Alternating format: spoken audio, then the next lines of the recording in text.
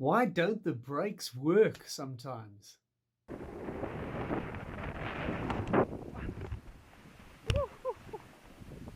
Wow, what a landing, man.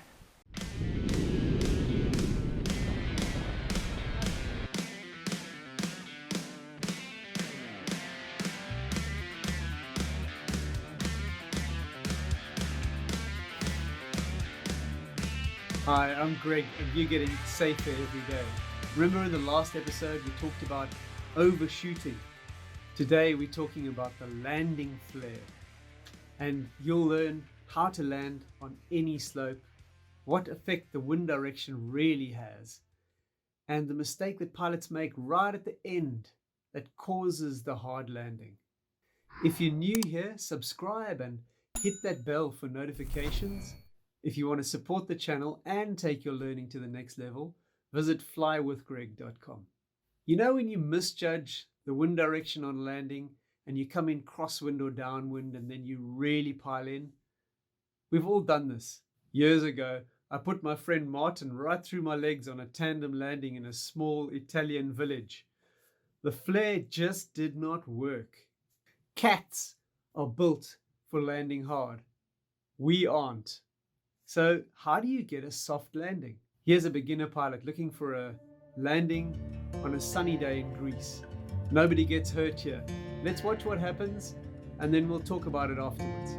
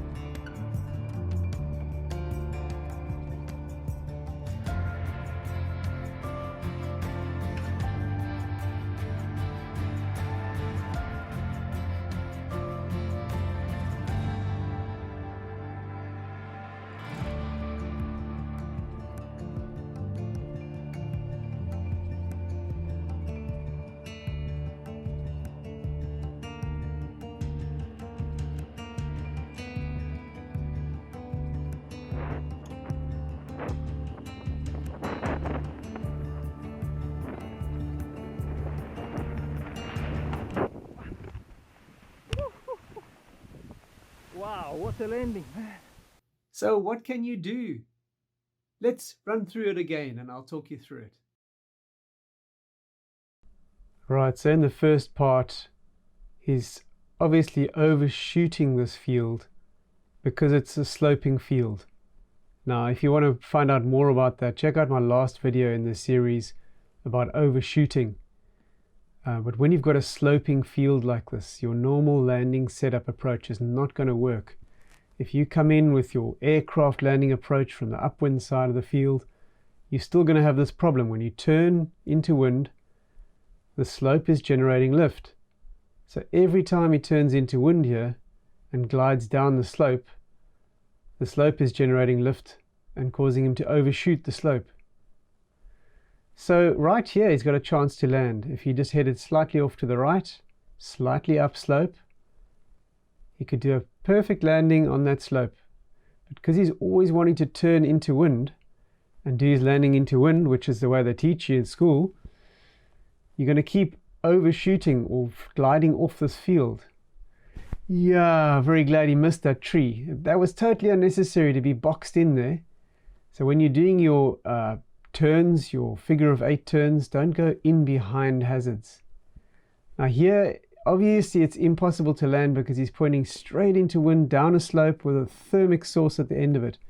So all the heat is running up the slope. Now, he said they're pumping the brakes. Please don't pump the brakes. There's a big difference between the butterfly flare and pumping the brakes. Pumping the brakes isn't going to help. It's just going to shuffle the air around in your glider. I'll do that another video on that at some point. But right here, he could slow the glider down right here and flare it. He's low enough that he could do a flare and just land straight down. But he goes off to the right, and now he's landing crosswind, which also could be fine, but boom! Look at that landing. So let's just go back a little bit, and I'll identify the problem there. What you can see just near the end here is the real problem. And this is very typical of any kind of crosswind and downwind landing. The pilot starts to get scared of the ground coming up, or the obstacles that they're having to avoid. And so they slow the glider down. Now this is deadly for your landing flare. If you start off with the glider already in a slowed position, when you do that final flare, nothing's going to happen. Quite often pilots don't realize that they're slowing the glider down at the end because of the overwhelming panic and the intensity of the things that are coming up at you. But it's a natural human response. You're going to slow the glider down to try and make the situation less scary. You have to fight that response, because the way to get a soft landing here is to increase the speed of the glider and to come in with a nice swoop. Then the flare will have an impact on the glider. It'll slow the wing right down, and you can land softly on whatever obstacles are in front of you. What you need to practice is the swoop flare. Come in on your final approach, nice and straight and slow. Just a little bit of brake on either side. Make sure your legs are down for your landing approach. And then when you get 10 meters above the ground, put your hands up to make the glider surge forward. You want the glider to accelerate and to get you to swoop just over the grass. You want your feet to be 1 foot from the ground, just kicking the grass tops. Keep your hands high, and as you swing through and under the wing, as you swing forward, you come down smoothly onto full brakes, a full stall position. And that will give you this beautiful round out effect and a soft touchdown. It doesn't matter if you're going downwind, crosswind, or into wind. The impact speed, the vertical descent, is determined by your swoop and your flare. The speed that you're moving across the ground is determined by the direction of the wind. So it's not the landing impact, it's the speed that you're going to change if you're coming in downwind.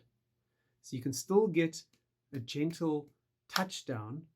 It might just have some horizontal speed, which you can run off or slide. Obviously, if there are big obstacles in the way, you don't want to be coming in downwind into an obstacle. But if you're landing on a flat surface, all you have to focus on is getting that surge, the acceleration, and the full flare as you swing through past your glider. Only if you're in sinking air do you want to swoop and flare higher. Remember that tandem landing I told you about? We found out afterwards that this tandem had a special rigging on it that prevented the wing from pitching back and stalling. That's probably the worst idea in the history of paragliders. Thanks for that, freaks. You want the glider to pitch back, to have that freedom, because that's what gives you this round out on your landing. You'll find the higher class wings have a bigger effect of this pitching back and the bigger acceleration with the swoop through.